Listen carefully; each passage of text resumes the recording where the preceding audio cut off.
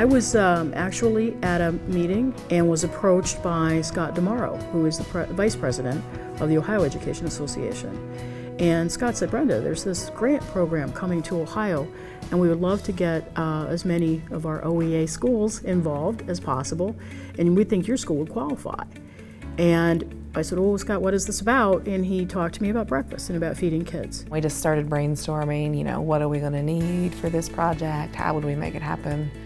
And then we just started making our list and getting to work on it. We traveled to other schools, visited their programs, saw how they run it.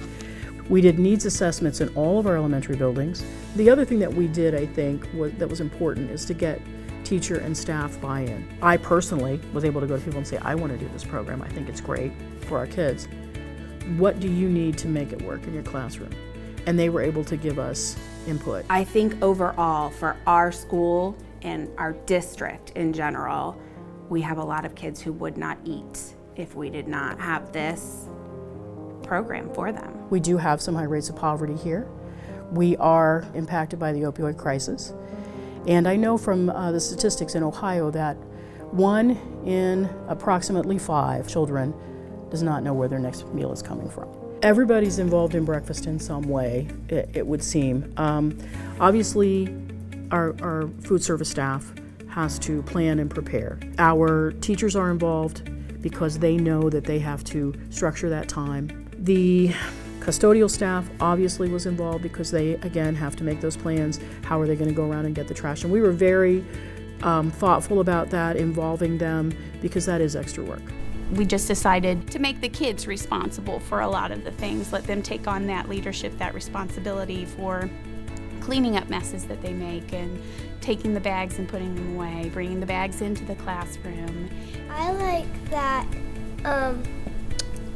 you can get started on your work while you're eating your breakfast, so you don't have to do it later. It just becomes part of their day.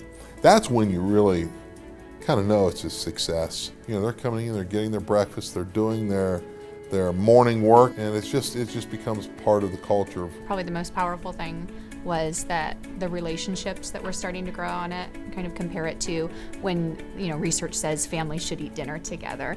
I kind of saw the same thing happening for my students at breakfast. We have a lot fewer frequent flyers to the nurses station. A lot of times we were getting kids down here and they were just hungry, but now that's pretty much non-existent. I was one of those kids, grew up, and I didn't have very much to eat. And we didn't have a free breakfast, so oftentimes I would come to school hungry.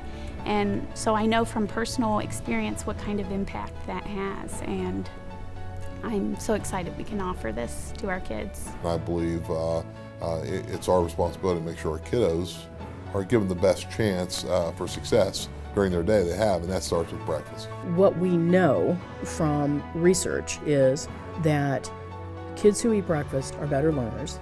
We know that every time there's a standardized test, the first thing we do is tell kids, get a good night's sleep the night before and be sure you eat breakfast.